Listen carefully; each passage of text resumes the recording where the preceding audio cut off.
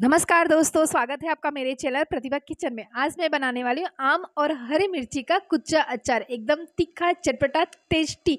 ये अचार सभी को बहुत पसंद आता है फ्रेंड्स। इतना टेस्टी लगता नहीं ये अचार कि हम तीनों टाइम्स के खाने के साथ इस अचार को जरूर लेंगे।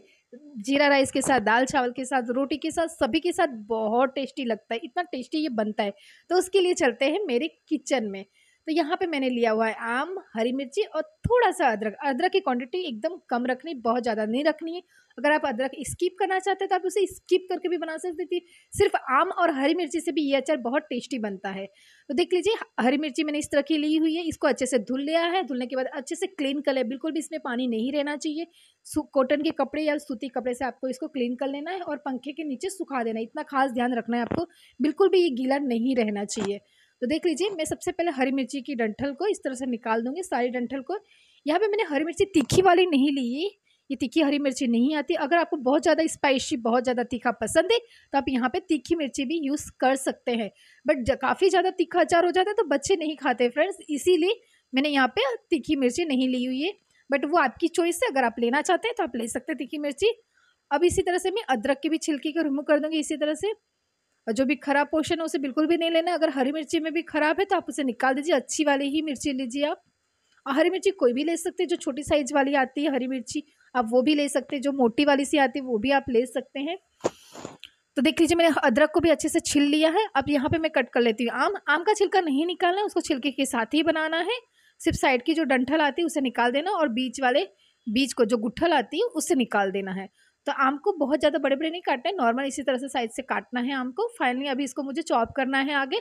तो नॉर्मल रफली इसे आप इस तरह से कट कर लीजिए, कोई इशू नहीं है किसी भी साइज़ में, छोटे बड़े। तो देख लीजिए, मैंने आम को भी अच्छे से कट कर लिया है। और मैं हरी मिर्ची को भी इसी तरह से कट कर लेती हूँ छोटे छोटे टुकड़ों में, बहुत ज़्यादा नहीं, नॉर्मल एक हरी मिर्ची से 3 से 4 टुकड़े करूँगी।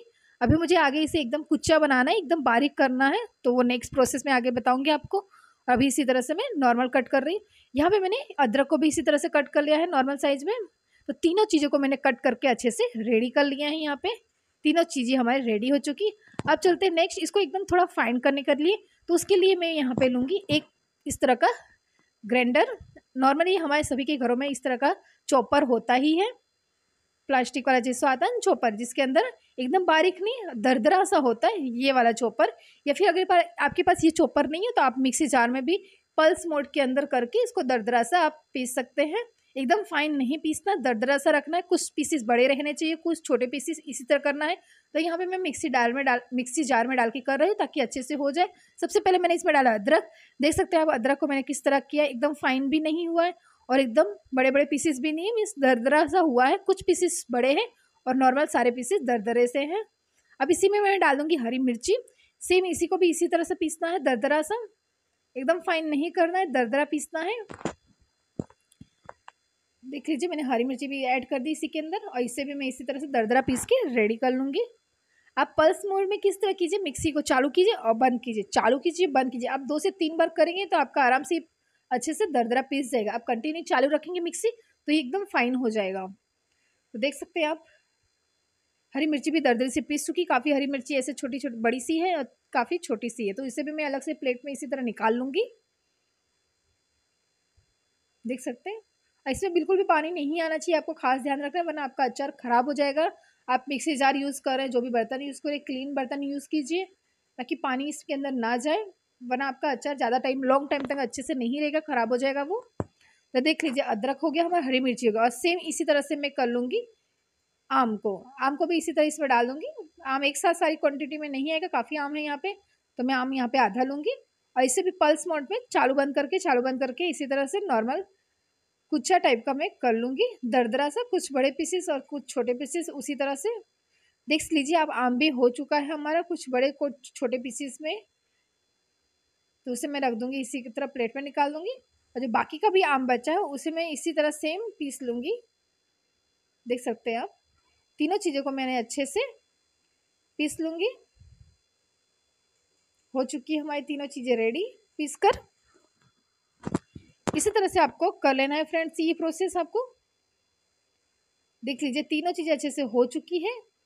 अब इन तीनों चीज़ों को एक साथ मिक्स करके रख देना है आपको। और फिर चल लेती हूँ मैं मसाले बनाने की प्रोसेस में। अचार का मसाला तो एकदम टेस्टी होता है, उसी के इससे तो इसी की जान बढ़ जाती है, इसका टेस्ट बढ़ जाता है। तो मसाला तो आपको एकदम परफेक्ट बनाना है। तो यहाँ पे मैं सबसे पहले लूँगी 2 बड़े चम्मच भर के सौंफ। सौंफ की क्वांटिटी इस अचार में आपको ज़्यादा रखनी, बाकी चीज़ों से आप 2 से 3 बड़े टेबलस्पून के आसपास आप यहाँ पे सौंफ ले सकते हैं।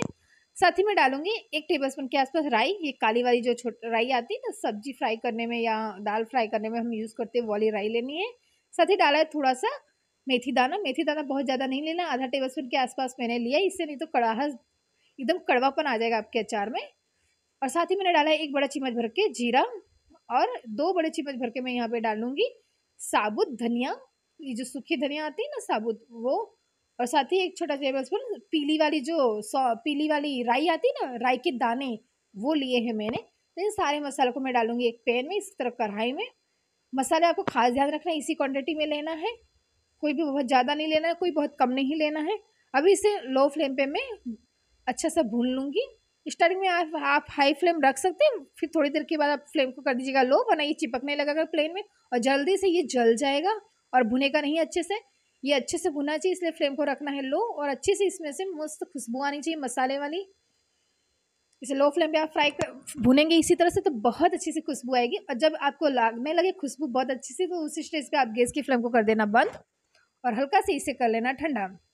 तो देख लीजिए मेरे मसाले भी भून चुके हैं। इसमें स्टेज पे मैं गैस को कर दूंगी बंद और इसको नॉर्मल हल्का सा ठंडा होने दूंगी। एकदम गरम गरम आपका मसाला को पेस्ट नहीं बनाना है, हल्का ठंडा हो जाए उसके बाद ही आपको इसको पीसना है।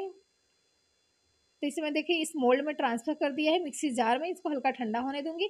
और इसी गरम पैन में मैं डाल दूंगी सरसों का तेल। अचार में सरसों का तेल का फ्लेवर तो बहुत अच्छा आता है फ्रेंड्स, तो उसे आप जरूर डालिए। इसे मैं गर्म होने दूंगी एकदम अच्छे से, जब तक धुआं ना आने लगे अच्छे से तब तक गर्म होने देना है। एकदम धुआं आने लगे उसी स्टेज पे आपको गैस की फ्लेम को करना है बंद। देख सकते हैं धुआं आने लगा है यहाँ पे, तो इसी स्टेज पे आपको गैस की फ्लेम को कर देना है बंद। और देख लीजिए यहाँ पे मैंने ये तीनों चीज़ों को भी अच्छे से मिक्स कर लिया है। आम, हरी मिर्ची, अदरक को अच्छे से मिक्स हो चुकी है एक साथ। अब इसी में मैं डालूंगी सूखा वाला मसाला। तो देख लीजिए यहाँ मसाला भी हमारा हल्का ठंडा हो चुका है, एकदम से ठंडा नहीं करना, हल्का ठंडा हो जाए उसके बाद आप इसको आराम से पेस्ट करते हैं। तो यहाँ पे मिक्सी जार में इसे मैं चला लूँगी और इसको मैं दरदरा रखूँगी, बहुत ज़्यादा फाइन नहीं कर देना, इसे एकदम दरदरा से रखना है इसको, ये खास ध्यान रखना है आपको। हल्का सा मुँह में फ्लेवर आना चाहिए। तो इसी मसाले को मैं डायरेक्ट इसमें ट्रांसफर कर दूँगी आम और हरी मिर्ची के कुच्चे में। देख लीजिए सारा मसाला मैंने डाल दिया है। अब यहाँ पे मैं डालूंगी कुछ दूसरे सूखे मसाले। तो सबसे पहले मैं डालूंगी कश्मीरी लाल मिर्ची 1 बड़ा चम्मच भर के, इससे अचार का कलर बहुत अच्छा आएगा, रेड रेड। अब यहाँ पे देगी या जो तीखी वाली लाल मिर्ची आती है आप उसे भी डाल सकते हो अगर आपको तीखा पसंद है बहुत तो। साथ ही मैंने डाला है 1 टेबलस्पून हल्दी पाउडर, इससे कलर बहुत अच्छा आता है। साथ ही डालूंगी यहाँ पे 2 बड़े चम्मच भर के नमक। नमक को हल्का सा थोड़ा सा ज़्यादा रखना है इसके अंदर, अचार में हल्का सा नमक का फ्लेवर बहुत अच्छा आता है। अब मैं इन सारी चीज़ों को कर लूँगी अच्छे से मिक्स। मसाले को सारे मसाले अच्छे से आम के अंदर मिक्स हो जाने चाहिए। सारी चीज़ें देख लीजिए मैंने अच्छे से कर ली है मिक्स। अब इसमें मैं डालूंगी तेल जो मैंने गरम करके रखा हुआ है। और तेल को भी आपको खास ध्यान रखना है, एकदम गरम गरम तेल आपको इसके अंदर ऐड नहीं करना है। हल्का सा तेल ठंडा हो जाए गुनगुना टाइप का, जिसे हम टच कर सके हाथ से, तभी इसके अंदर आपको वो तेल डालना है। तो देख लीजिए मसाले अच्छे से मिक्स हो चुके हैं। अब मैं इसमें डाल दूंगी तेल। तेल की क्वांटिटी थोड़ी सी ज़्यादा रखनी है अचार में, तभी अचार अच्छा लगता है और ख़राब भी नहीं होगा हमारा अचार। अगर तेल की क्वांटिटी थोड़ी ज़्यादा है तो हमारा अचार ख़राब भी नहीं होगा, लॉन्ग टाइम तक ये अच्छा से रहेगा।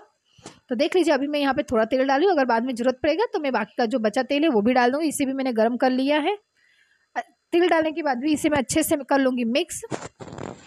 और एक बार मिक्स करने के बाद हल्का सा आप टेस्ट कर लीजिएगा, अगर आपको नमक लग रहा है या फिर तीखा लग रहा है, कम है ज़्यादा है, तो आप उसे से कम ज़्यादा इसके अंदर कर सकते हैं, क्योंकि अचार में हल्का सा नमक का फ्लेवर थोड़ा सा ज़्यादा बहुत अच्छा लगता है। और यहाँ पे मैंने हरी मिर्ची भी तीखी वाली यूज़ नहीं की, तो ये अचार बहुत तीखा नहीं बनेगा क्योंकि फिर बच्चे नहीं खाते फ्रेंड्स।